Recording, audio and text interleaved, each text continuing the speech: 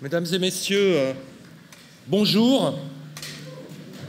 Je suis Jacques Bouteau, le maire du 2e arrondissement de Paris, l'arrondissement qui accueille ce palais Brongniart, ancienne bourse de Paris, reconvertie désormais, vous le voyez, en un lieu de dialogue, de conférence, et qui accueille toutes les initiatives qui visent à promouvoir la démocratie, la paix et les droits humains dans le monde. C'est donc avec grand plaisir que nous accueillons ici cette conférence du Conseil national de la résistance iranien et de sa chef, Madame Myriam Radjavi, à laquelle je souhaite la bienvenue très sincèrement.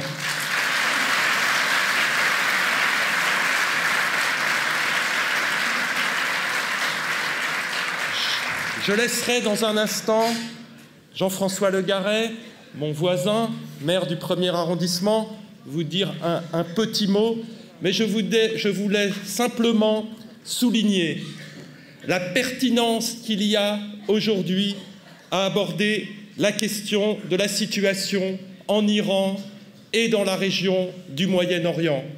Et c'est pour cette raison que nous sommes ravis de la pertinence de cette conférence qui va permettre à chacune et chacun de faire part de ses analyses et de se parler, d'échanger. Merci à toutes et tous d'y contribuer.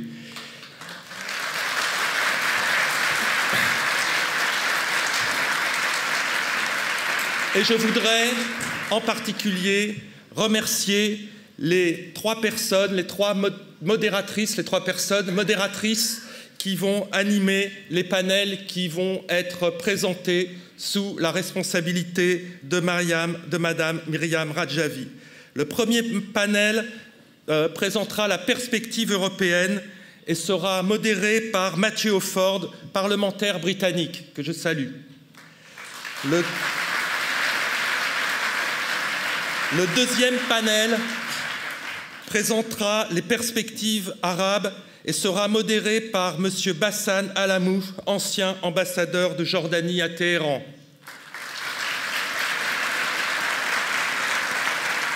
Et enfin, le troisième panel présentera le point de vue nord-américain, en particulier États-Unis, mais aussi canadien, et sera modéré par l'ambassadeur Nicole Bloomfield, auquel nous souhaitons tous aussi la bienvenue. Je vous souhaite des débats fructueux, constructifs, qui puissent permettre de construire ce premier pas pour la démocratie, la libération de l'Iran de son diktat des mollahs et pour la reconnaissance des droits humains pleins et entiers partout dans le monde et bien sûr en Iran. Merci beaucoup. Merci Jacques Bouteau, maire du 2e arrondissement, voisin, maire d'arrondissement du cœur de Paris, et je peux dire que nous partageons en tout cas les mêmes combats et que nous sommes proches dans les grandes causes. Nous avons l'un et l'autre accueilli dans les bâtiments de nos mairies un hommage et une manifestation et des témoignages pour rappeler cet abominable massacre des innocents perpétué en 1988. Plus de 30 000 personnes ont été exécutées. Aujourd'hui, on veut nier ce massacre, qui a pourtant été reconnu par Amnesty International comme un crime contre l'humanité. Il faut continuer à se mobiliser. C'est la raison pour laquelle, avec Jean-Pierre Muller, maire de Magny-en-Vexin, nous avons fondé le Comité des maires de France pour un Iran démocratique. Et nous en appelons au gouvernement français pour qu'il intervienne auprès du Tribunal international de la Haye, auprès de l'ONU, pour que justice soit faite sur ces actes ignobles, inqualifiables, de torture et de barbarie. Nous avons recueilli des milliers de signatures dans ce recueil et les maires se sont mobilisés. Jacques Bouteau, comme beaucoup d'autres, je crois que vous pouvez compter sur notre engagement, sur notre mobilisation. Nous sommes nombreux. Nous sommes fidèles, nous sommes là pour partager vos combats.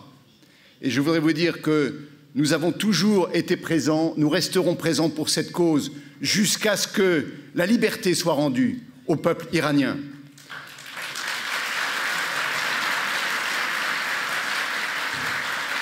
La liberté de l'Iran est incarnée par une femme qui n'a jamais cessé le combat, une femme qui porte en elle, dans son âme, dans son cœur, les tortures, les martyrs, les deuils du peuple iranien martyrisé, une femme qui incarne l'esprit de résistance, une femme qui prône un islam de modération et de liberté, une femme qui prône les droits de l'homme et de la femme en Iran, une femme qui incarne les valeurs de l'humanité, les valeurs universelles. Pour que ces valeurs puissent aussi s'appliquer en Iran, j'appelle Madame Mariam Rajavi à venir devant nous et je vais lui remettre les signatures des maires de France.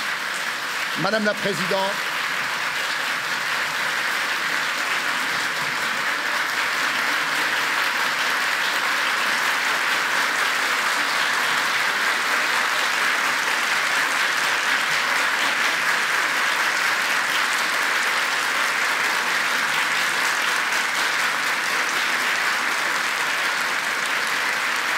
از جانب مردم و مقاومت ایران همه دولت‌های غرب را فرا می‌خوانم که سپاه پاسداران را به عنوان یک نیروی تروریستی اعلام کنید و از دسترسی نیروی تبهکار و تمامیت رژیم به نظام بانکی جهانی جلوگیری کنید.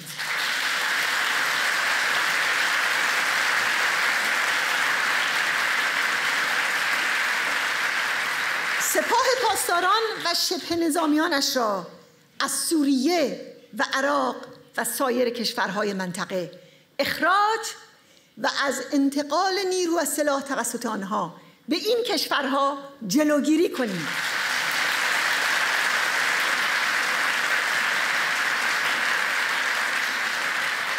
مزدوران نیروی تروریستی قدس و وزارت اطلاعات را از کشورهای اروپا و آمریکا اخراج کنید.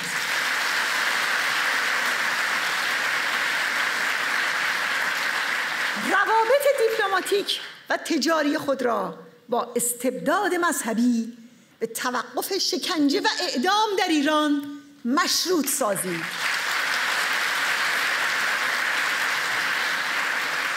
و در مورد جنایات رژیم ولایت فقیه به ویژه قتل عام 30,000 زندانی سیاسی در سال 67 از شورای امنیت ملل متحد بخواهید با تشکیل یک دادگاه ویژه یا ارجاع موضوع به دادگاه جنایی بین المللی ترتیبات محاکمه سران این رژیم را فراهم کند.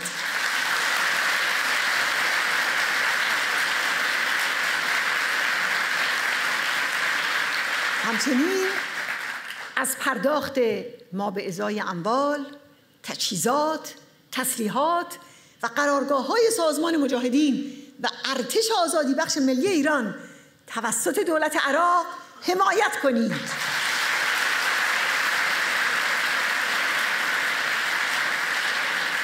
و بالاخره همانطور که پیش از این اعلام کرده ام به رسمیت شناختن شورای ملی مقاومت ایران به عنوان جایگزین دموکراتیک دیکتاتوری مذهبی و تروریستی لازمه جبران و پایان دادن به سیاست فاجعه بار مماشات آمریکا و اروپا در سالیان گذشته است.